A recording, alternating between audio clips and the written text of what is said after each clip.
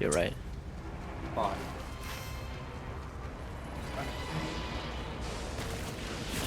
I think. Oh my god, what the fuck? What the fuck? Piss me off. Oh my god, I'm gonna die again. Take your runes! Take the. Oh my god! Oh my Why? god! Yes!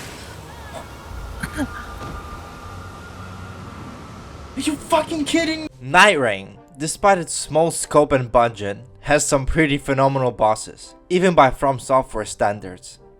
Especially interesting was the rollout of Everdark Sovereign versions of said bosses that finished up recently with the dogs.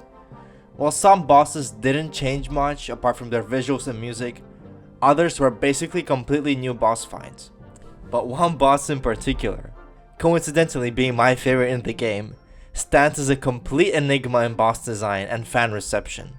Many people unanimously agree that the base version of Equilibrious Beast is one of the best and most unique bosses FromSoft has made. The Everdark Sovereign version, on the other hand, is a perfectly balanced boss. But I don't mean that in the traditional sense.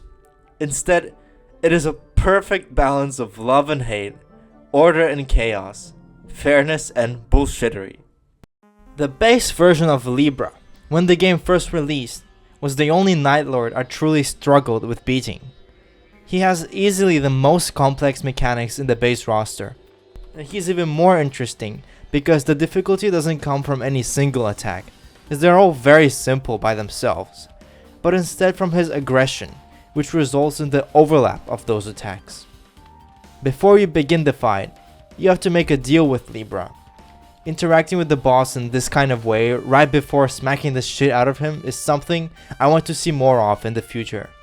There are plenty of guides on what all the deal options are and what's worth taking or not, but I'll just say if you get the resistance to ailments option, take it every single time. It's basically free. Libra's primary form of attack is alchemical spells. This includes two types of summoning circles, one that's easy to dodge and one that you will always mess up the timing of, as well as a literal turret. He does have melee attacks, but they are really easy to dodge and leave a huge window for attacking. It's also possible to put Libra in a state of madness that makes him act more appropriately for his goat-like appearance. At the end of his exercise routine, Libra always does a guaranteed spectacle attack. It's really easy to dodge but looks cool as hell. The coolest element of this fight is his phase transition.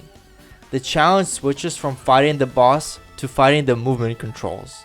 Hitting all of the alchemy circles he creates, or simply ulting in his face, cancels his phase transition and puts him in the same madness state as I mentioned. But the next time he does that transition, it will be practically impossible to cancel it, unless you have an Iron Eye on your team. If he finishes the transition, he goes on to second phase, which is mostly the same, except for one tiny detail that exponentially increases the challenge. The goddamn turrets can move. I think he gets buffs of some kind, but to me only this change really matters because it changes the moveset. While the moveset as a whole may sound simple, all the overlapping attacks combine to make a fittingly chaotic experience, but a really fair one as well. Playing the base version now, after experiencing all the Everdark Sovereigns, it feels almost free, like you don't even have to try and you can just win. Let me. Good! Boom! Boom! Oh my god! He's dead! The Everdark version by comparison is batshit insane. It may start off the same way, but it gets out of hand very quickly. Libra isn't playing around anymore. There's nothing you can do about his sick ass face transition this time either. You're in for the full experience no matter what you do. You want a balance? You're gonna get a lot of balance in this fight. Say hello to Dark Souls 2 gang fights, because that is exactly what you're getting, and it's just as divisive as you can imagine. If you're playing in trios, you're getting 6 NPCs, scaled to trio difficulty, equipped with guaranteed legendary weapons on your ass at the same time. Remember Bellberry Hunter? Yeah, throw him in as well. We got him on a clearance sale.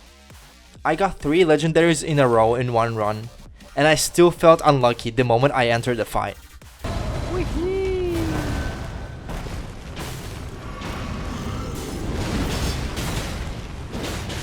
What the fuck? Oh god, the bells. I got legendary.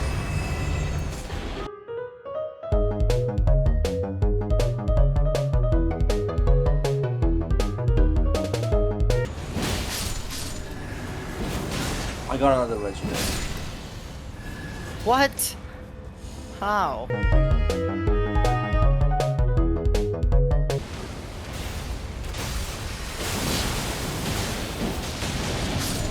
Where is it?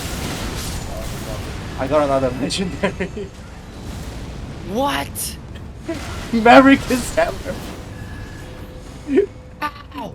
And God forbid you get bad RNG on the NPC weapon selection.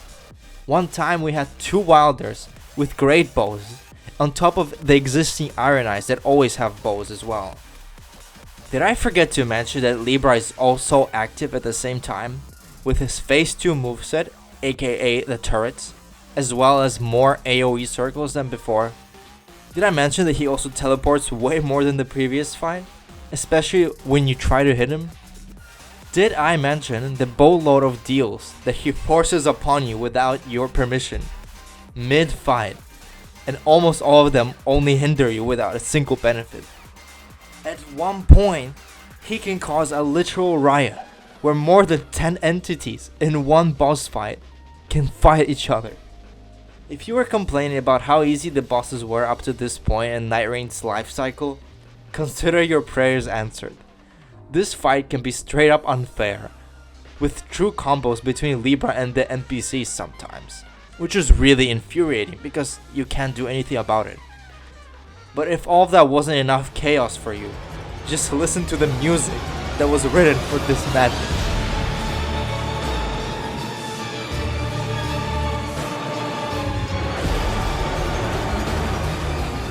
Nothing comes close to this fight in intensity. It's truly a unique experience. Yet, in solo, this fight is surprisingly doable. The more lenient scaling and having to handle 2 NPCs at most turns the pure madness of the trio fight into more of a tolerable gank fight. With some characters or builds, it even becomes somewhat of a joke. Raider in particular is unbelievably good against Libra because of his fast charging AoE ult that can just destroy all of the NPCs, and his stance breaking potential as well. If you think this fight is too hard or unfair, I would really recommend trying out a solo run, especially with Raider, because most of the time, the expedition itself turns out to be harder than the boss. In some twisted way, everything about this boss clicks at some point. The fight is designed exactly as it should be. The unfairness becomes a feature, not a balancing mistake. The chaos starts to make sense. You asked for a difficult fight, the monkey's paw answered. Frankly, looking at it this way, the fight becomes kind of genius. Or I may be deranged and past the point of sanity, because I find enjoyment after I'm done with the boss, even if I lose. I may be about to break my controller during the fight, but I'll always come back for another run against Libra. I do think in trios the NPCs shouldn't scale the same as other enemies, because they're just a bit too tanky for how much you need to handle, how much health Libra has, and how much damage is dealt to you. But I do feel like this would make the fight a bit too consistent, and not really feel like a crazy miracle from God. Despite all the criticism, the fight is perfectly balanced as is. It's a thematic battle between balance and disorder, which you can't really alter anything of. While the complaints are fair, they kind of miss the point of why the fight is like this. It's a deal between the developers and players, and it does its job perfectly in that regard. If you ever got hit by an undodgeable attack in this fight, I recommend liking and subscribing to my channel. Thank you for watching.